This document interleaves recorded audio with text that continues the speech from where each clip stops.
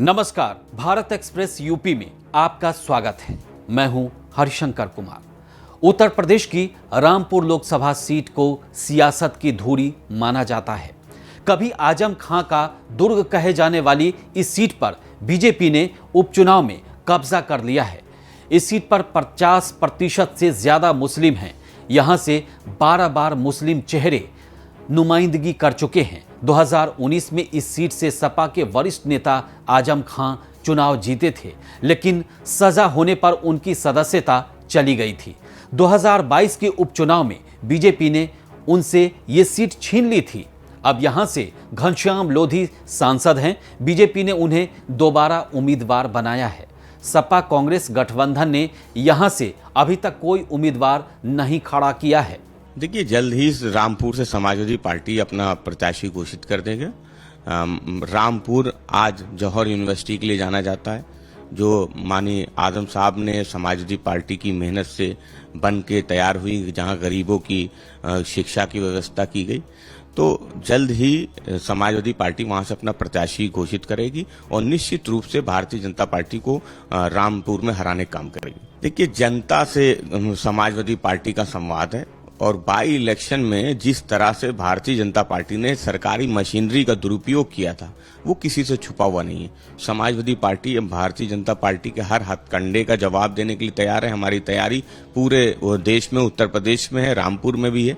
तो समाजवादी पार्टी को रामपुर की जनता पे भरोसा है कि जनता ने जैसे आम चुनाव 2019 में रामपुर की सीट को जिताया था, वैसे ही 2024 का चुनाव है उसमें समाजवादी पार्टी रामपुर की सीट को जीतने काम करेगी। देखिए, रामपुर की पहचान आज अगर पूछिए आप किसी से तो जौहर यूनिवर्सिटी है, जहां गरीबों की शिक्षा की व्यवस्था माननीय आजम साहब ने समाजवादी पार्टी ने की।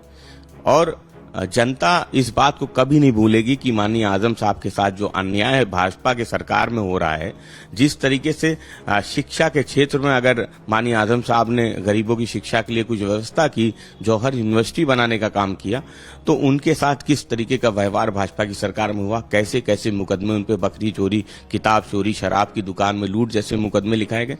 तो इन सब मुद्दों को लेके, इन सब बातों को लेके रामपुर की जनता में गुस्सा है और वो गुस्से का इजहार 2024 के लोकसभा चुनाव में जरूर करेगी। राजनीतिक जानकार बताते हैं कि रामपुर लोकसभा सीट पर 1952 में पहली बार मौलाना अबुल कलाम आजाद सांसद बने थे।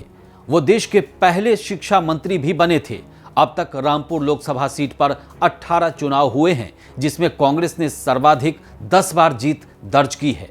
रामपुर लोकसभा सीट से 4 बार बीजेपी ने बाजी मारी है। इसके अलावा 3 बार सपा ने जीत का स्वाद चखा है। एक बार जनता पार्टी के खाते में सीट गई है।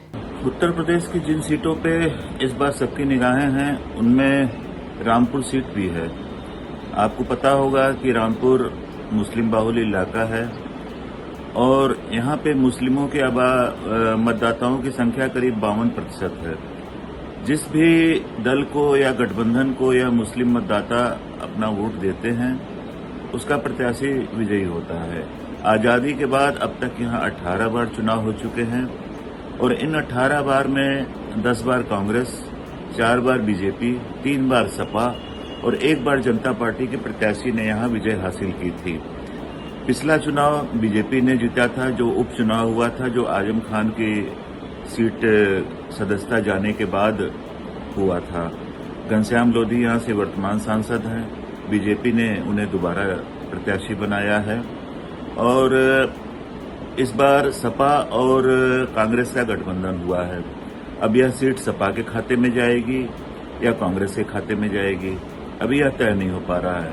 दोनों ही दल अपना अपना दावा पेश कर रहे हैं, लेकिन ज्यादा उम्मीद है कि सपा के खाते में ही यह सीट जाएगी, क्योंकि आजम खान सपा के ही टिकट पे यहाँ से चुनाव लड़ते रहे हैं और आजम खान का परिवार अभी भी इस इलाके में उनका दबदबा है और जिस भी प्रत्याशी का वो समर्थन करेंगे उसका पलड़ा थोड़ा भारी रहेगा। पिछला चुनाव जो 2019 में हुआ था लोकसभा का, उसमें सपा और बसपा का गठबंधन था और इस बार सपा और कांग्रेस का गठबंधन है। तो मुख्य मुकाबला गठबंधन बनाम भाजपा के बीच में होगा। अब देखने वाली बात यह होगी कि यहाँ पे राम लहर या और कोई लहर हावी होती है या नहीं, या CAA लागू होने के बाद मुस्लिम मतदाता थोक भाव में किसी एक दल विशेष को, जो सपा या कांग्रेस दो में से एक हो सकता है, उसको अपना वोट देंगे। राजनीतिक विश्लेषक कहते हैं कि मुस्लिम बाहुल्य रामपुर लोकसभा सीट पर आजादी से लेकर अब तक के रिकॉर्ड को देखें तो यहां सामान्य और उपचुनाव दोनों मिलाकर 18 बार इलेक्शन हुआ, जिसमें 10 बार कांग्रेस जीती है, जबकि 4 बार बीजेपी, 3 बार सपा और 1 बार जनता पार्टी ने परचम फहराया है।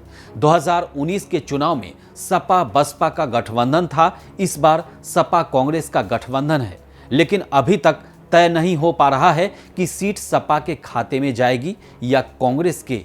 दोनों ही अपने अपने स्तर से सीट पर दावा जता रहे हैं। यहां मुख्य मुकाबला बीजेपी और गठबंधन के बीच होना है।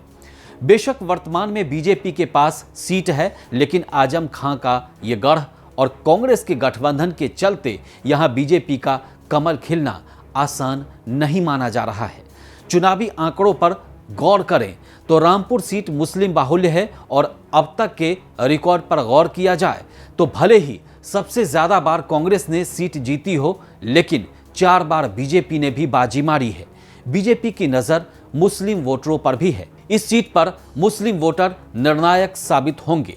रामपुर का जब जब जिक्र होता है, लोगों के जेहन में रामपुरी चाकू याद आ जाता है। उसी रामपुर में रजा लाइब्रेरी है, जिसकी चर्चा पढ़ने लिखने वाले लोग भी किया करते हैं। रामपुर लोकसभा क्षेत्र का अपना सियासी इतिहास है। देश के पहले शिक्षा मंत्री अबुल कलाम आजाद रामपुर निर्वाचन क्षेत्र से चुनकर संसद में पहुंचे थे। अब तक 10 बार कांग्रेस पार्टी ने रामपुर लोकसभा क्षेत्र से जीत दर्ज की है। अब तक रामपुर लोकसभा क्षेत्र में 18 बार चुनाव हुए हैं। वर्तमान समय में भारतीय जनता पार्टी के सांसद रामपुर संसदीय क्षेत्र का नेतृत्व कर रहे हैं, लेकिन समाजवादी पार्टी ने अभी तक रामपुर लोकसभा क्षेत्र से अपना प्रत्याशी नहीं घोषित किया है। आपको बता दें कि रामपुर लोकसभा क्षेत्र में 50% के आसपास मुस्लिम मतदाता है। ऐसे में समाजवादी पार्टी अपनी मजबूत दावेदारी पेश करती है, लेकिन कांग्रेस पार्टी ने यहाँ कई बार जीत दर्ज की, 10 बार। उसके बावजूद कांग्रेस पार्टी ने इंडिया गठबंधन में रामपुर लोकसभा क्षेत्र की सीट नहीं ली है। अब आने वाला वक्त बताएगा कि रामपुर की जनता किसे अपना नेतृत्व करने के लिए चुनती है और नए सांसद रामपुर के विकास के लिए कौन सी नई गाथा लिखते हैं। कैमरा पर्सन राहुल चौहान के साथ दिव्येंदु राय, भारत एक्सप्रेस, लखनऊ। इस वीडियो में फिलहाल इतना ही। देश और दुनिया की तमाम खबरों के लिए देखते रहिए भारत एक्सप्रेस यूपी। नमस्कार।